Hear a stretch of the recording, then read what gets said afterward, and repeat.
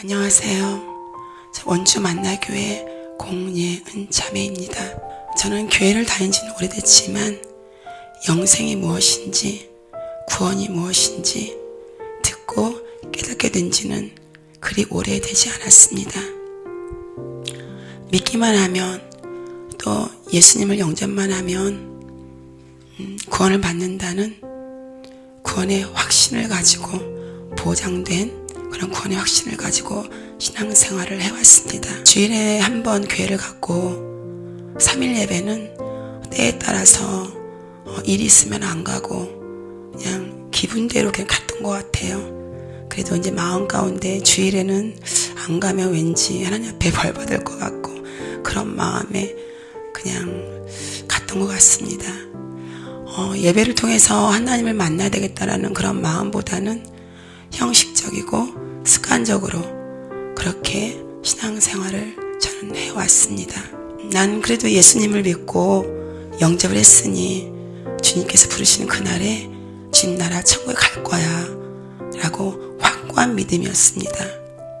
그 어떤 것도 의심하지 않고 내가 어떻든 간에 주님께서는 십자가에 다 지셨어.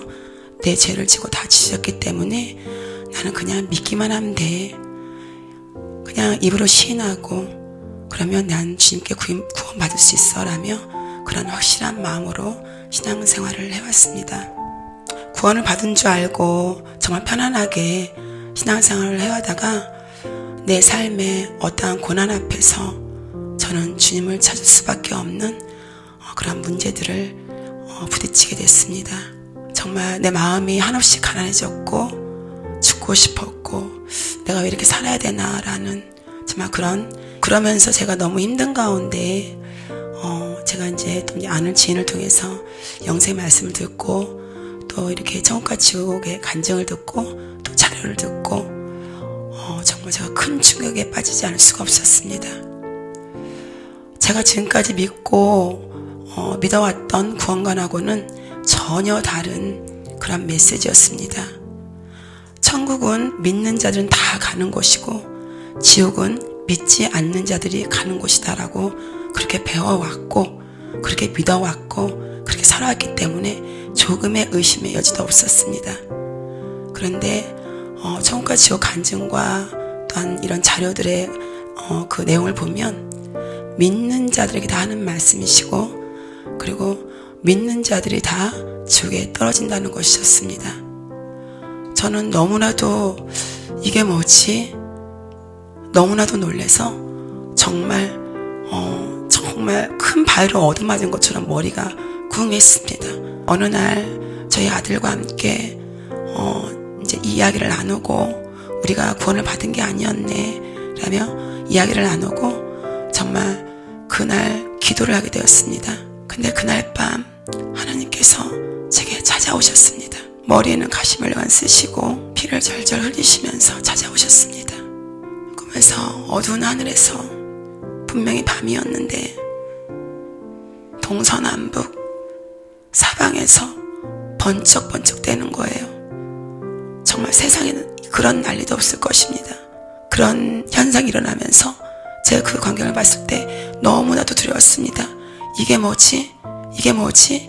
이러면서 눈을 떴는데 어마무시한 정말 괴물, 공룡도 아닌 그 어떠한 크기도 뭐라 비교할 수 없을 만큼 내 앞으로 다가오는 거예요. 그래서 나 이러다가 죽겠구나. 나 이러다가 정말 죽겠구나 하면서 주님을 간절히 찾았습니다. 그때 주님께서 왼쪽에서 나타나시는데요. 머리에는 가시멜로만 쓰시고 그 머리에는 피가 절절 흐르면서 저를 바라보고 계셨습니다. 그래서 눈을 너무 놀라서 눈을 떴습니다. 눈을 뜬 순간 예수님밖에는 할 말이 없었습니다. 주님께서 그렇게 저에게 찾아오셨습니다. 그래서 주님을 만났습니다. 주님께서는 그 이후에도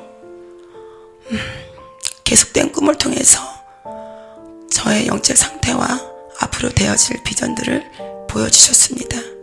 한 20평 정도 되는 크기만한 정도 아주 병원 같았습니다. 자기 이름이 호명될 때까지 기다리고 있었습니다. 그래서 제가 여긴 뭐지? 여기는 뭐 하는 곳이지? 저는 너무 궁금하니까 그래서 그냥 제 이름이 호명될 때까지 기다리지 않고 저는 그냥 그 사이를 삐집고 들어갔습니다. 우리 여기 목사님께서 물어보시면서 조그만 책자를 보시면서 거기에서 이제 이름을 확인하시고 그러고 나서 목사님께서 그 전에 정말 그 기다리고 있던 분들이 하나같이 다 검은색과 입은 옷들은 검은색과 회색, 짙은 회색무리한 그런 옷들을 입으셨습니다. 네, 이제 두 분이서 앉아 계셔서 한 분이 이제 우리 목사님께 이제 진찰을 받듯이 뭔가가 보고 계시는데 목사님께서 이렇게 책을 펼쳐보시더라고요. 그러더니 그분의 옷을 입었던 정말 어두웠던 옷을 벗겨내고 깨끗하고 정말 하얀 정말 세마포 옷을 갈아입혀주고 계셨습니다.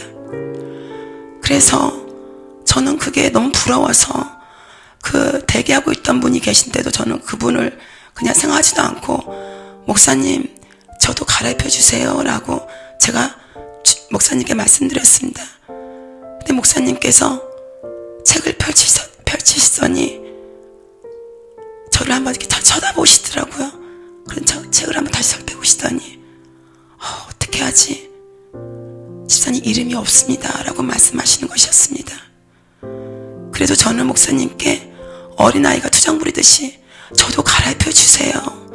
저도 깨끗한 옷으로 갈아입혀 주세요 라고 목사님께 말씀드렸는데 목사님은 너무 안타깝다는 식으로 생명책에 이름이 없다는 것이었습니다. 그래서 전 마음이 너무 낙심돼서 문을 열고 뛰쳐나가는데 목사님께서 제 이름을 불러주시는 거예요. 앞으로 하시면 됩니다. 앞으로 하시면 됩니다 이러고. 근데 그때 바깥에는 저희 아들이 있었는데요. 아들이 정말 이런 장의자 같은 데서 기다리고 이렇게 앉아 있었는데 고개가 완전히 바닥에 닿기까지 깊이 잠들어 있었습니다. 얘도 영적으로 죽어 있구나. 나중에 이것을 알게 됐습니다. 하나님께서는 저의 영적 상태를 그렇게 꿈을 꾸게 하셨고 보여주셨습니다.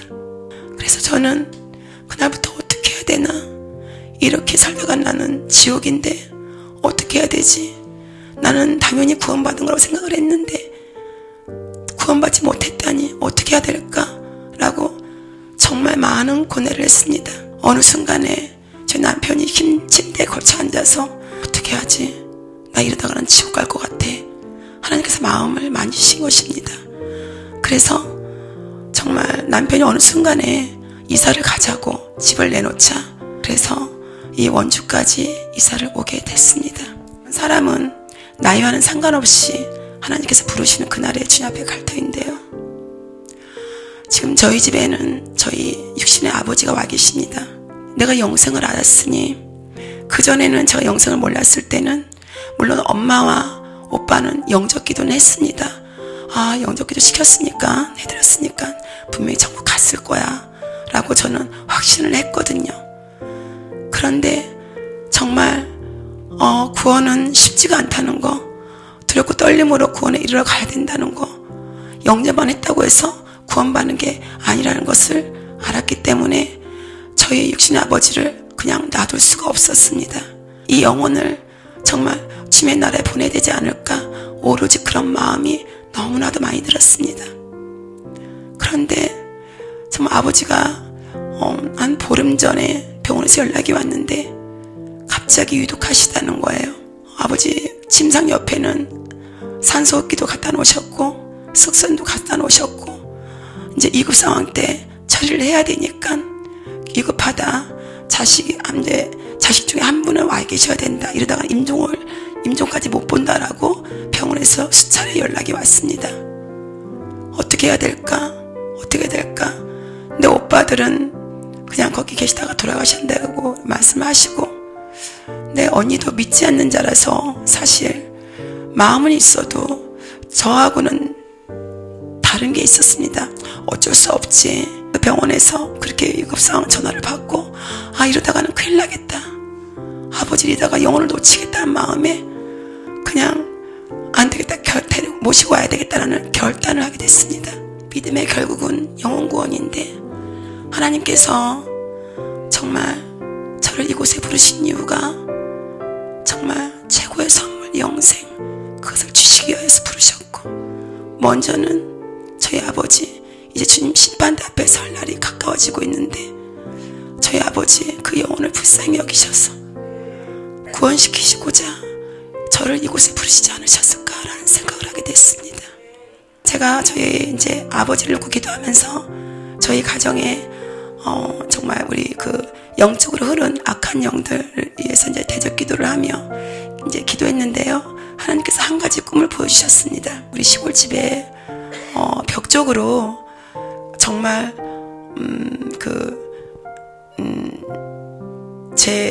남자들의 정말 그 종아리 정도만 한 두께 정도 그 두께 정도 한 그 구렁이가 저희 시골집을 돌돌 감고 있었거든요. 이게 악한 귀신들이 우리 공씨 집안을 무너뜨리려고 악한 괴계들이 그렇게 휘갖고 있었구나라는 걸 알게 되었습니다. 그래서 앞으로 제가 기도할 것은 우리 집안에 공시감에 흐르는 악한 영들을 위해서 대적 기도하며 정말 지금도 우상을 섬기고 있는데 그 우상들이 끊어질 수 있을 때까지 제가 부르짖으며 주님께 간구하며 나아가야겠다는 생각을 하게 됐습니다. 지낼게요. 어떤 것을 안 지내요, 아버지? 제사 죄송합니다. 앞으로는 절대 제사 취하지 않겠습니다. 예수님, 제가 주님과 보니 많은 죄를 졌습니다. 용서를 바랍니다. 아멘. 아버지가 돌아가실 것처럼 그러시다가 지금은 정말 한 80%에서 90% 정도까지 대화가 되시고 어제는 이제 삼겹살 좀 꺼드릴까요? 아버지 삼겹살 아세요? 그랬더니 삼겹살? 좋지 이러시더라고요. 이제서야 밥다운 밥을 먹게 된다. 그러면서 약을 끊으시니까 이제 깨있는 시간도 많으시고 대화가 되시고 제가 이제 아버지께 이렇게 천국과 지옥을 말씀드리고 매사에 하나님 감사합니다라고 말씀을 습관적으로 하시더라고요. 식사하실 때도 그냥 제가 아버지 기도할까요? 그럼 먼저 하나님 감사합니다. 하면 잘 먹겠습니다. 이렇게 먼저 기도를 하시더라고요. 그래서 아버지가 지금 너무 많이 좋아지셨어요. 모든 게 정말 기도해 주시고 네 이렇게 함께 해주셔서 너무 감사합니다.